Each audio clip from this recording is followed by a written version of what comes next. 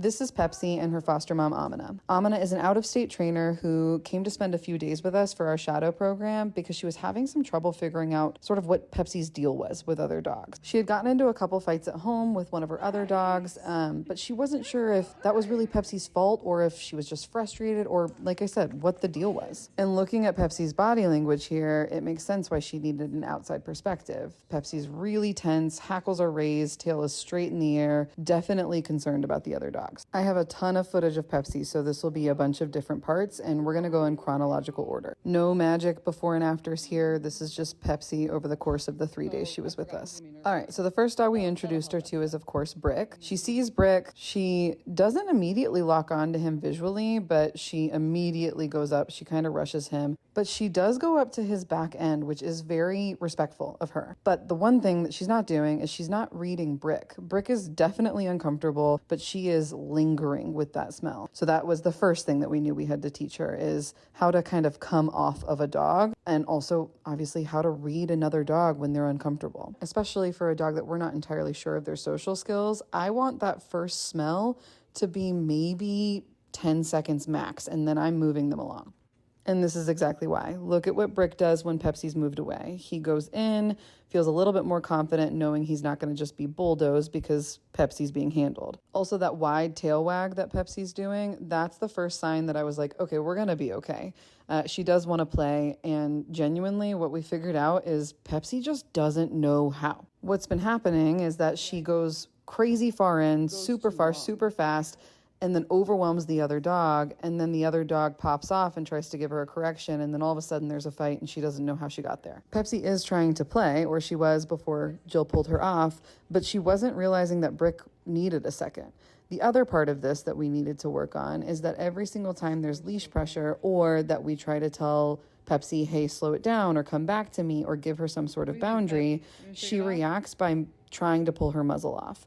So she's not totally conditioned to pressure and release. Like, she's not coming off of the other dog on her own just by a vocal cue, and it's frustrating her for her to not be able to continue to go in. So that's another thing that we had to clean up. If Pepsi can't understand yet when a dog is overwhelmed, she at least needs to not be frustrated when we go and try to support her through that. All right, part 2 coming right up. All right, this is Pepsi, part 2, still day 1 of her 3 days with us. So after a few reps of letting Pepsi go up to Brick and then calling her off when Brick looks overwhelmed, Brick gets a little bit more confident. Brick is not the type of dog who is going to correct Pepsi or any other dog if he's overwhelmed. He is going to rely on the humans in the room to advocate for him. And we do so by watching his body language and setting up no confrontation zones like place or by our side that he can go to, and we will respect when he needs some space. Right there, Pepsi got a little frustrated that Brick wasn't reciprocating, or play wasn't moving fast enough, or she was just feeling really intense, and she went for her muzzle again. So that was where the leash pressure came on. But Brick is beginning to reciprocate. So he wants to play with her, but he's keeping things really low key just because he can kind of feel how intense Pepsi is. The more that I see Brick doing things like sitting down when she's smelling him, or lingering too long and Brick's not like moving back in to try to say, yeah, I want to play, that's when I'm pulling Pepsi off. 1, because I want to advocate for Brick and make sure that he feels safe. And 2, because I want Pepsi to realize when a dog feels uncomfortable, what that looks like and how to give space to that. So Brick continues to give me signs that he does want to interact with her, but he is hesitant about how he interacts with her. He's not going full force into play with her, but he is staying there. Wide tail wags, kind of jumping around with her. That jumping around, that like stiff staccato way of playing is a very pity way of playing and can kind of be misunderstood by a lot of people. But that shake off right there is what we've been waiting to see. Look at the difference in the body language. Wider tail wags, it's still rude, but Brick does enjoy rude play. But he's now like, okay, we're in this, you shook off the tension, and now we're playing. Now he fully believes that what's happening is play. That shake off is so important to see when it comes to dog-on-dog interactions, especially introductions. Right here, you see Brick kind of do the same thing as what Pepsi has been doing, that little staccato jump. That's to let her know, like, let's play, I'm ready, I'm in this. Once again, when the intensity rises, Pepsi goes for her muzzle because she's frustrated. So that is absolutely something that we had to work on and something we did work on. Right here, I bend down to call Brick in and kind of reinstigate the play, but also to see how they do with sharing space. Sometimes when you bend down, one dog will try to like bulldoze the other one out of the way, but Pepsi did beautifully. She just kind of re-invited him to go and play with her. It wasn't about my space. She wasn't trying to claim. And this time she actually invited him in a much softer way. There were a lot more breaks and spaces. And Brick actually was the one who moved in here. So that went much, much, much better. Part 3, you're going to see how we introduced her to my other dog, Kemper, who is very, very, very different than Brick. So stay tuned. And we're back with part 3, still day 1 of Pepsi and her 3 days with us. This is Pepsi meeting my other dog, Kemper. Kemper is completely opposite of Brick, but he still has really healthy social skills. So if you can hear, he was giving her a little bit of growls there, just basically saying, hey, you're coming on too strong. But I know Kemper like the back of my hand, and he does like Pepsi. So he's giving me some wide tail wags. He really, I think, does want to play with her, but he needs her to slow all the way down, and Kemper only plays with dogs that he feels like he's being listened to with. Pepsi's not there yet, so he's not going to initiate play. He's not going to let her take it any further until he feels like there's a back and forth conversation between the two of them. The biggest difference between Kemper and Brick, like I said in the previous video with Brick, is Brick will rely on the humans in the room to help advocate for him and slow other dogs down when he's overwhelmed. Kemper will give corrections. And the reason that we trust Kemper to give those corrections is, one, because he gives them very fairly, not for no reason ever, but he also defers to us when we really need him to. So if he ever gets overwhelmed, he knows he can come back to us, he can go to place, he can go to all of these spaces and let us deal with it, and he will do that. The reason we started Kemper on a leash and not Brick is because with Pepsi's history, she will pop off when a dog growls at her, and I knew Kemper was going to growl, so he's doing it again here, telling her to slow down, but he likes her. So look at his wide tail wags. He's kind of bouncing around.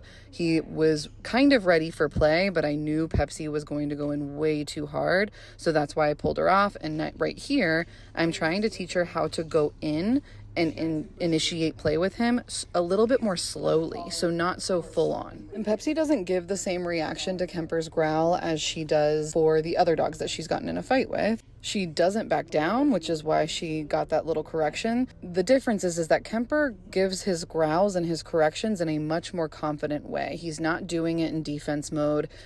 He's doing it in a way of, we can play, but you have to come correct. The other thing that I'm seeing is Kemper's pretty neutral about her. He's not following her around. He's not really overly concerned about her, which is great. That shows me that Pepsi isn't all that far off from where we need her to be. Kemper's pretty good at reading dogs. In fact, he's very good at reading dogs. And if she was extremely unsafe or extremely unbalanced, he would not have anything to do with her. Also, check out the difference in her tail. Very neutral. We're making progress. Here we go again. Part 4, still day 1 with Pepsi. So what we did here is, I think, the only time over the course of Pepsi's 3 days with us that I wish I would have done differently. So one of Pepsi's problems at home is that she has a really difficult time observing dogs in an excited state of mind playing with each other. So we let Magnolia in with Kemper and Brick because Magnolia is Kemper's best friend on the planet, and we knew that they would play. But I wish I would have introed Magnolia separately by herself, not because anything goes crazy wrong here. Clearly, Pepsi's being way more pushy with Magnolia than she was with Brick and Kemper, but because there were so many other factors at play here, it was hard for me to pinpoint why she was pushier with Magnolia until much later on.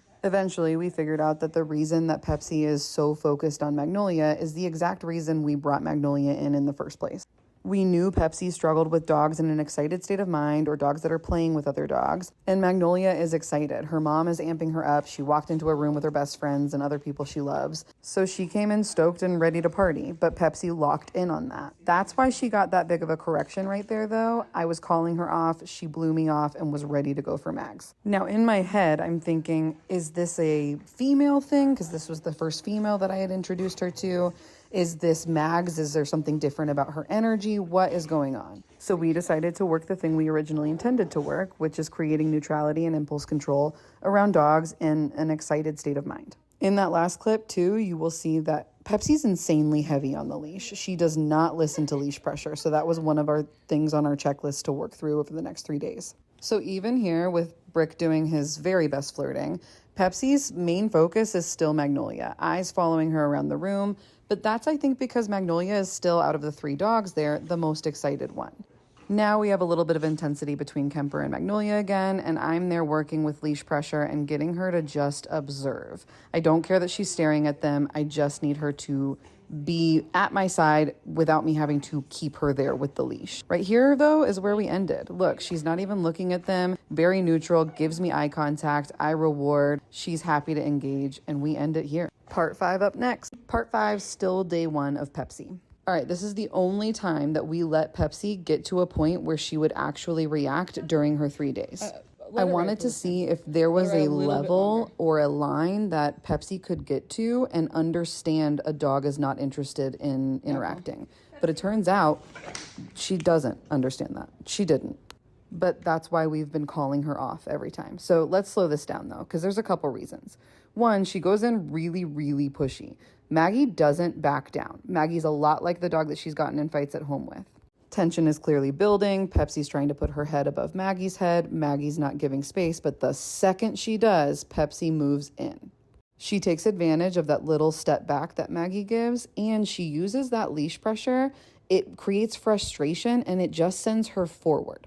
So there's a lot of different areas we have to work here. One, she has to understand that when a dog says no, they mean no, and to just back off. The problem here, though, is that when she moves in super, super pushy, it makes the other dog tense. Then Pepsi's like, why are you tense? Are we fighting? What's going on? And then boom, it's a fight. So we practice recalling Pepsi off of Maggie whenever Maggie looks like she is uncomfortable. One good thing, though, that I notice, and I have to credit, obviously, Amina, her foster mom, for this, is Pepsi is able to be neutral with another dog. So she's not still locked onto Maggie, not until Maggie got closer. So right here, when Maggie turns around, I want Pepsi to take that as a sign to give space. She isn't, so we have to support her in that.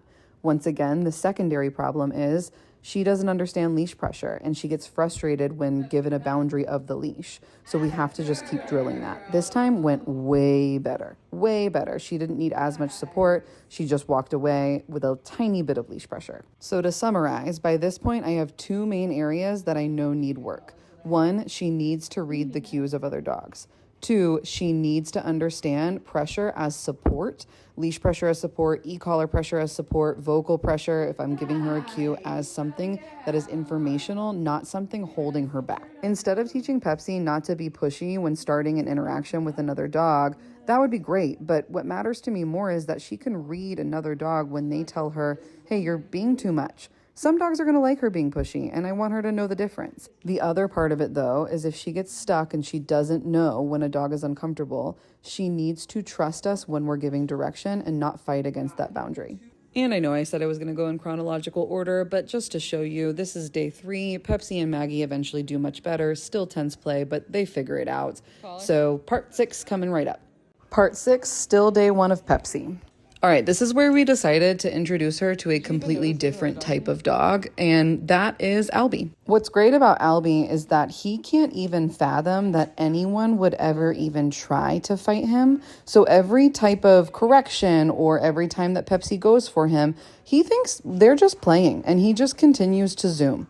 Now, this would be a huge problem if Albie was in her space. So Albie's keeping some distance, but he's still very much like, hey, come on, let's party. I don't know why you're being weird, but he's not rude with her. But he is at a really, if you can't tell, high intensity level of excitement. And Pepsi's not necessarily in the wrong for wanting to correct this.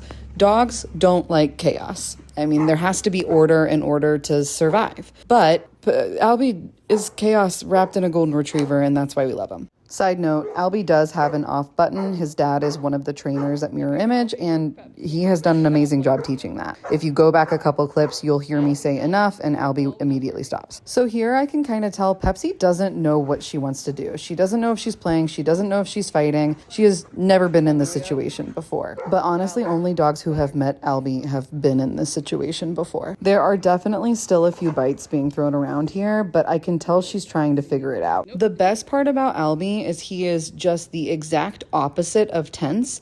that he manages to convince Pepsi that there's no reason for any tension in this room because it won't matter anyway. It's not going to change him. You literally cannot rain on Albie's parade. And we should all strive to be a little bit more like Albie in that way, just in that way. So when Albie settles down, the interactions actually go really, really smoothly. The smelling goes really well. She's not lingering for long. She actually gives him space a good amount of times all on her own. Everything is pretty neutral, which shows me a really important thing. Pepsi's energy fluctuates based on the energy in the room, which means Pepsi is not dog aggressive. She is reactive and struggles with understanding social cues from other dogs. But as you can tell right here, we're making progress. Next part will be up soon. Part 7, still day 1 with Pepsi. This is the first time that we have introduced Pepsi to the pack. And before you come for me, this is a hand-picked group of dogs. All of these dogs, we believe, have the energy to actually help Pepsi rather than give her something to correct or anything like that. So if you notice, Albie is up. Albie's energy turned out fine for Pepsi one-on-one, but if he did zoomies in the pack, that would have been too much for Pepsi at this moment. So if you notice, Pepsi is very focused on Marty, the little dog in there. That's our first indication. Okay, we have some prey drive that we have to work. The other thing that she did is right after she walked in and everyone was smelling her, after they moved away, she shook it off. That's a great sign. Other thing that I'm noticing is she's still really comfortable with Brick and Kemper. So if you notice, she was kind of like rubbing her muzzle on Brick. The tail kind of goes down when Brick comes up. So she's still recognizing the dogs that she feels comfortable with, which is great. So she's not completely gone here. She's definitely stressed, overwhelmed, but she is still able to identify, okay, Brick is a dog that I know, I trust. Kemper's a dog that I like. So she's still kind of in her brain here, which is great. She's doing great, which I sort of expected. A dog like Pepsi, when walked into the pack, sort of gets humbled by the pack of dogs. And because the pack is balanced, Pepsi kind of has to learn how to mirror that energy. The other good thing is we're about a minute and a half into Pepsi walking into the pack and none of the dogs care about her anymore. That's always a very good sign. So if you have a balanced pack that you have another dog walk in and they stick to that dog, most of the time that can mean that that dog's pretty unbalanced and they're getting ready to correct them. So right here, Pepsi postures at all of the dogs in the crates. Part of me believes that that's because she just noticed them for the first time. I correct her for that, and then we drill it back and forth for a little bit because I need her to understand that just because the dogs are in the crates doesn't mean that they're a threat, right? Just because she didn't notice them, her first response shouldn't be, let's fight, or let me get tense about these dogs. Right here, I tell her, let's go, but she's still very focused on her interaction with Augie, and we've already identified that being an issue and something we need to work on. Let's go means move with me, so it means she needs to disconnect from whatever she was doing and turn with me, but she's still really, really heavy on that leash. Again, right here, she does the same thing, but changes the energy the second she realizes it was Kemper she was about to run into. So, like I said, still really, really good that she's identifying the dogs that she already has a relationship with. So right here is sort of where we end this session. So not only is the pack really not that interested in her, but she's also not that interested in the pack. So she was probably in the pack for about 5-10 minutes, and then we put her up. Next part coming soon. Part 8, I think, of the videos with Pepsi, and we are still on day 1. After a very long break, about 2 hours after her first session in the pack, we reintroduced her to Kemper. Someone asked a really good question about, is this too much for her for one day? And honestly, yes, it is. But in a perfect world, we would not have to pack everything into 3 days. Pepsi is not local to us, so we had to make sure she was getting as much as she possibly could in the 3 days. We did that fairly through making sure that she had a lot of breaks. So right here is the first time we saw progress, and I turned the volume up a little bit so you could hear Kemper growling at her right here. Kemper's growling at her, not in a way of I don't want to play, but in a way of you're not ready to play. Kemper growls and then he moves away, but the good part is Pepsi doesn't follow. Kemper's good at creating space. So if he's frustrated, he'll growl, he'll make his point, and then he'll walk away. So right here, Pepsi does follow, but she's following really respectfully. And clearly it's not bothering Kemper. So if it did, he would turn around, growl at her again. Right here, you're going to see something really good from Pepsi, pretty bad from Kemper. Kemper's rude with ominous space. He's excitable. We are working on the rudeness, but it frustrates Pepsi a little bit, but not enough to have her move in and correct Kemper. Not in the way that she did with Magnolia, not in the way that she did with Albie. She just kind of watches him. I'm not sure if that's because Kemper has made his point of he's not interested in being messed with, or if she's learning how to be neutral around excitement, but either way, she is reading another dog. So right here, you're gonna see another conversation between Kemper and Pepsi, but this time I know Kemper wants to play, but he knows he's really gotta make Pepsi work for it. Look at the difference of his ears right now, even though he's growling, versus his ears in that first video the first time they met. Everything about him is looser, but he is still very clear to Pepsi, we're not playing in that rude way. Pepsi's really, really rude with him, but right here, boom, she moves away for the very first time when Kemper gives a more serious growl. That was the very first time we saw Pepsi change what she was doing based on the ask of another dog without our support. We end this session here with them just being neutral. Next part coming up soon. And we're back with part 9, day 1 of Pepsi. We just have one more video to go in day 1 after this, and then day 2 is going to be a much shorter one just because we let her have a little bit of a day off. This is one of my favorite videos because this is the first time we see Pepsi play. Not so far. So far, absolutely those were bites, and that's what Jillian's correcting here. I left a lot of this in because I think it's really important, and it's a common thing that I see owners make mistakes with. Pepsi is clearly not taking Jillian's correction. She does not care. But Jillian is going to make a point. So she gives spatial pressure here after giving that leash pressure, and she's not letting Pepsi go out back to Luna until there's an understanding between the two of them. I see a lot of clients give a correction or give some instruction to the dog, and the dog is blowing them off. A lot of owners only think in terms of their side of the conversation, and they're not noticing when the dog isn't understanding them or is completely blowing them off. Right here, Pepsi goes, okay, fine, I get it.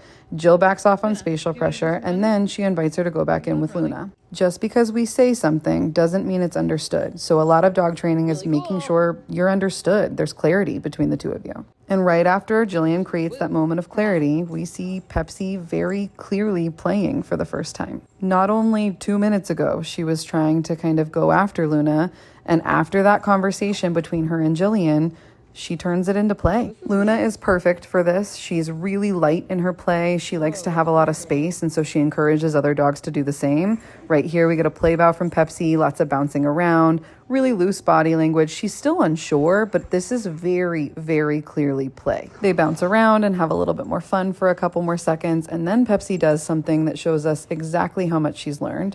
Right here, she checks in with Jill on her own. It doesn't last very long, but Jill wants to encourage her kind of taking that break, so she pulls her back a little bit. They go into this little cute standoff, and then they play again. Look at the space that Pepsi is giving Luna. She is slowly figuring out that space actually encourages Luna to continue to interact with her. So far, she's still been following her, but at a distance. But right here, she moves away just to invite Luna into play. So she's learning how to give space, not just keep space. Pepsi's also giving us some really wide tail wags, those little staccato steps I talked about in a previous video. And those little steps back, she's continuing to give space. Then the play slows down for a little bit, and Pepsi goes back in to smell. She's doing it respectfully, but still too long. Then Luna goes, hey dude, that was weird. You smelled me for way too long. Let's play. And Pepsi listens. We let them run around for just a little bit longer, but then we ended the session because we always want to end on a good note.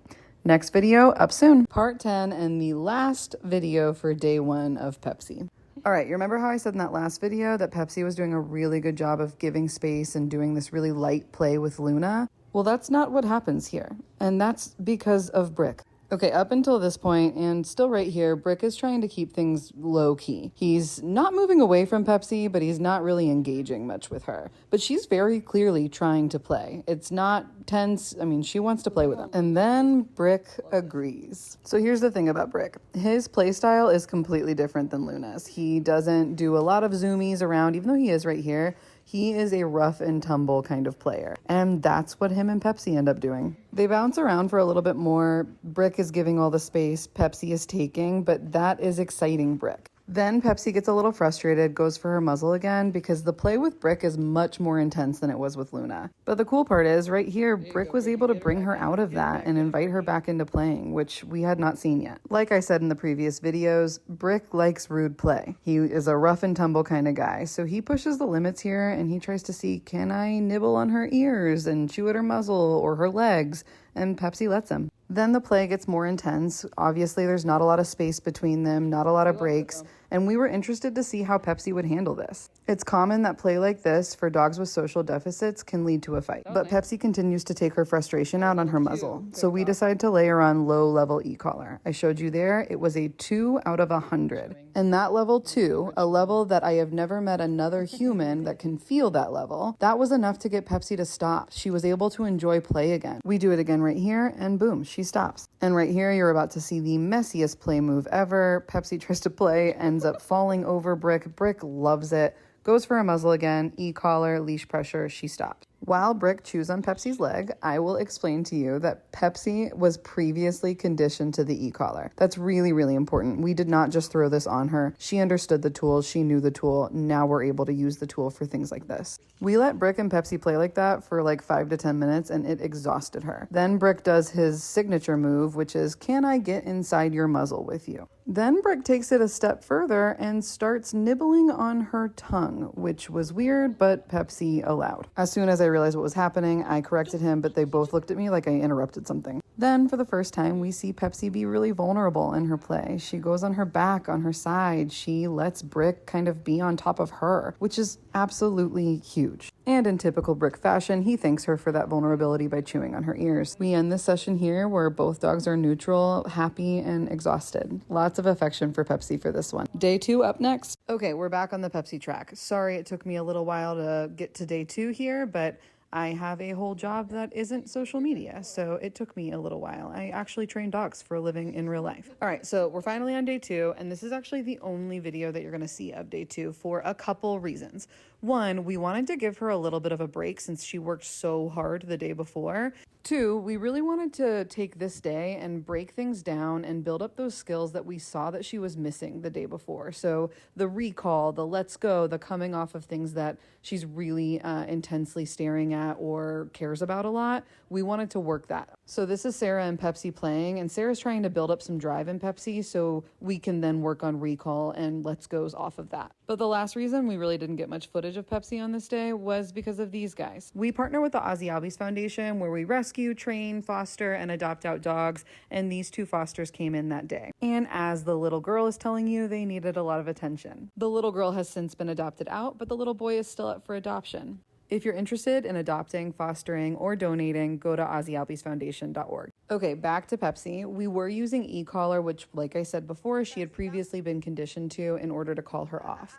But if you can tell right here, she kind of gives me half of it. She doesn't fully come back to me. So right here, I hold on e-collar pressure at a super low level. I think I'm at like a 2 to 4 out of 100. And then Pepsi eventually kind of makes her way back to me. What was interesting is Pepsi isn't quite sure of the play. We're not seeing the same intensity when she's unsure with this play. So she lets Sarah just have the toy. She's not really kind of going for it. She's building it a little bit here, but it's not the same as her unsureness with other dogs. So when she's unsure with other dogs, she kind of goes into defense mode, but when she's unsure here, she's really hesitant. She's not very full on at all. After a few reps, she starts to come off and come all the way back to me really, really well. But she's kind of, once again, giving me half of it. So she sits with me, but she sits with her back turned towards me, and she's not giving me eye contact. She's kind of glancing, looking away, glancing, looking away. But the second I get some sustained eye contact, I tell her, get it, lather, rinse, repeat. Day 3, Pepsi's final day, coming up next.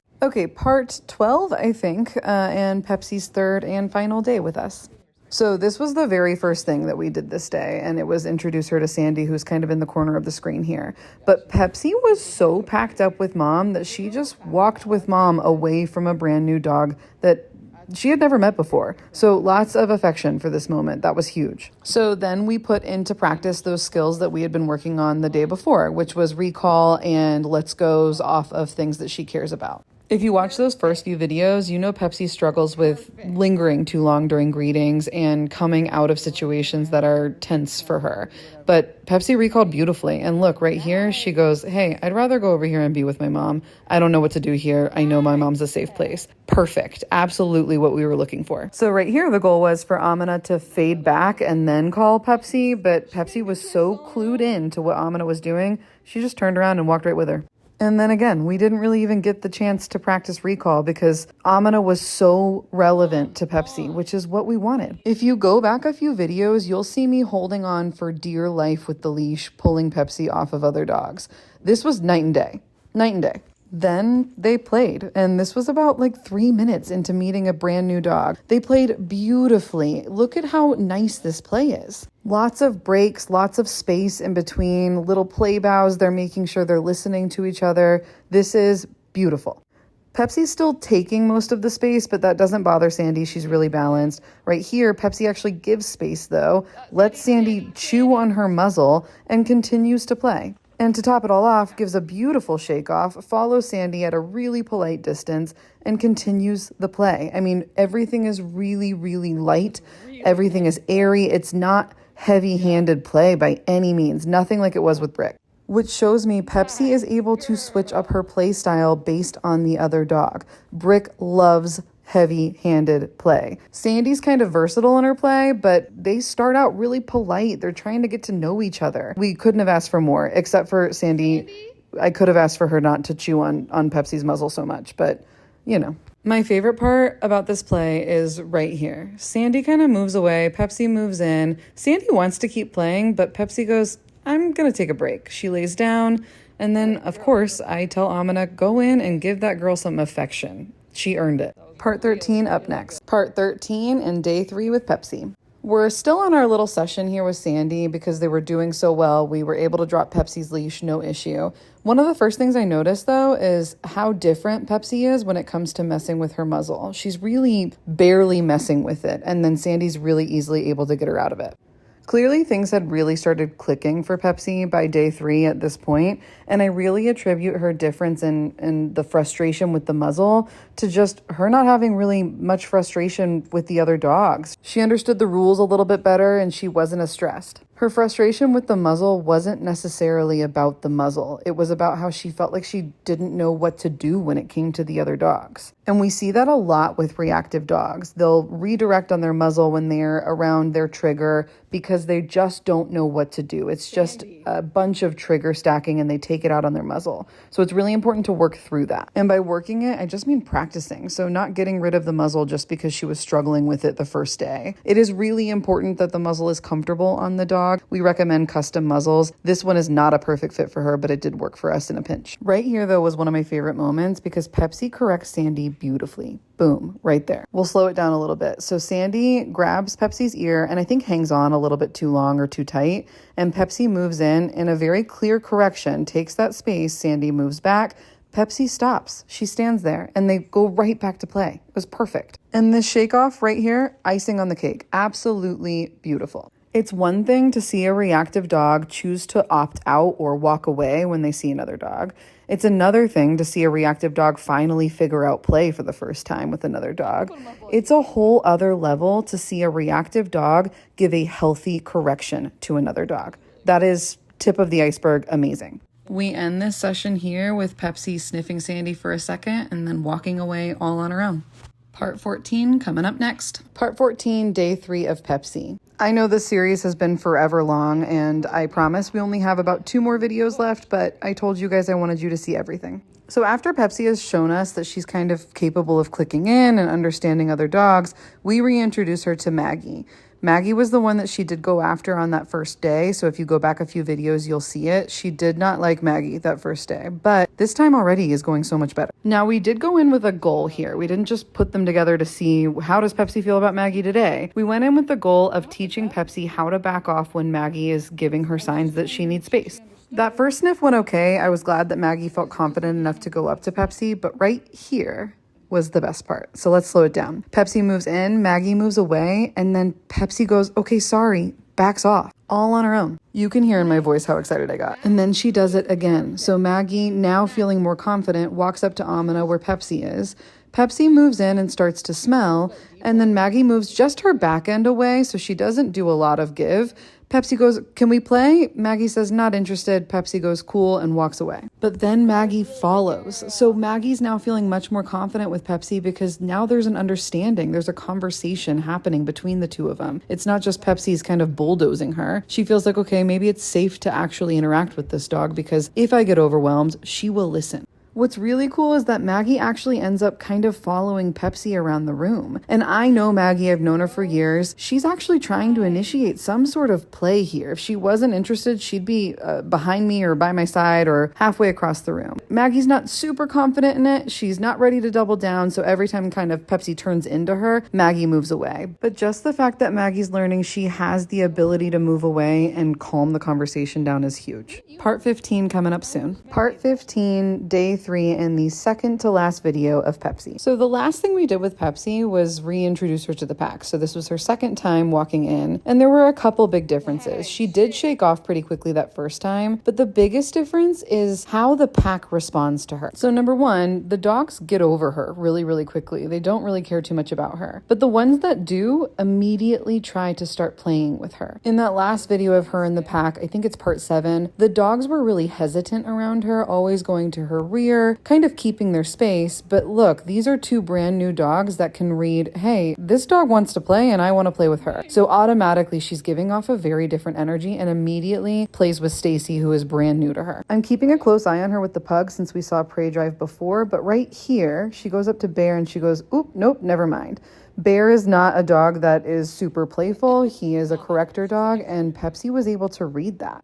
She's got her eye on the pug still, and in this moment I'm thinking we still have some Prey Drive to work through. But she's letting Lou, who's one of our more nervous pack members, smell her for a really long time. Before, that would not have been allowed. She would have backed Lou off or immediately tried to interact. Right here she goes up to Marty, who just 2 days before she was really locked in on, but Marty moves away and Pepsi backs off. Now right here's the moment I realized that her being locked in on Portia wasn't Prey Drive. She just wanted to play. Pepsi's doing a really good job of keeping space, not coming on too strong, and right here she gives a ton of space to try to get Portia to play with her and also to play with Stacy a little bit too. Now, Pepsi being that locked in on Portia isn't healthy in itself. That's still a problem we have to work through. Just because that hard stare before ended up in play in this moment doesn't mean it always will. In fact, with most dogs who have social deficits, that hard stare is almost always a precursor to a reaction. We need to be the most relevant thing in the room to Pepsi so that we can provide support and direction when she's feeling really intense. She's made a ton of progress with this in just 3 days, but she still has some room to grow, and that was Amina's big homework assignment with bringing her home. Now here, Maggie shows that she wants to get in on the action and initiates with Pepsi. There's some dancing here, but it never really turns into full-fledged play, and a big part of that is because Pepsi's attention is split between Maggie and Stacy. We call Stacy off because we're really big on the rule that 2's company and 3's a crowd. Fights are more likely to happen when there's too many dogs involved because there's a higher likelihood for miscommunication. Now, if you remember, one of the big things we wanted to work on with Pepsi was being able to observe excitement without trying to control it or be part of it. And she's nailing it. And with that, we say see you later to Pepsi. And we will be seeing her later for our workshop in October. And if you've made it this far and dog socialization or behavior really interests you, you should sign up. Stay tuned for that last video where you'll see how Pepsi's been doing since she left.